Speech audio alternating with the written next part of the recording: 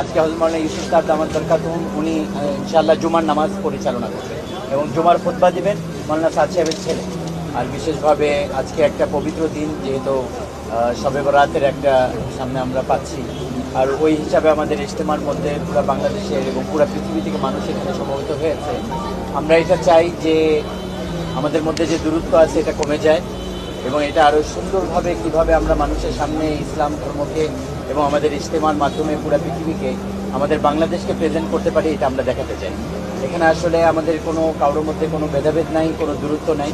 এটা আমরা খুব সুন্দরভাবে এই ইজতেমা আপনাদের সহযোগিতার মাধ্যমে এবং প্রশাসনের সহযোগিতার মাধ্যমে আমরা দেখতেছি এটা পরিচালিত হচ্ছে এবং আমরা এটা মনে করি যে এটা এরকম সুন্দরভাবেই পরিচালিত হবে এবং সেভাবে দোয়া করতে এবং আমাদের বিদেশের মেহমানরাও আলহামদুলিল্লাহ অনেক চলে আসছেন এবং তারা আসতেছেন এখনও, যেহেতু আমাদের ডেটসে একটু চেঞ্জ হয়েছে।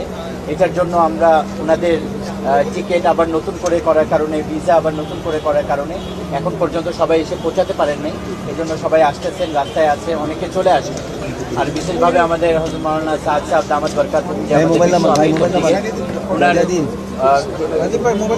বিশ্ব আমির হযরত মাওলানা সাদ সাহেব দামাত বরকাতুহুম ওনার ছেলে ওনারা চলে আসছেন, হযরত মাওলানা ইউসুফ সাহেব এবং হযরত মাওলানা ইলিয়াস সাহেব চলে আসছেন। ওনারা দুইজনেই চলে আসছেন। ওনার আরেক সাহেব দাদাও আজকে চলে আসবেন। তো ওনারাও আজকে আগামীকালকে মাগরিবের পরে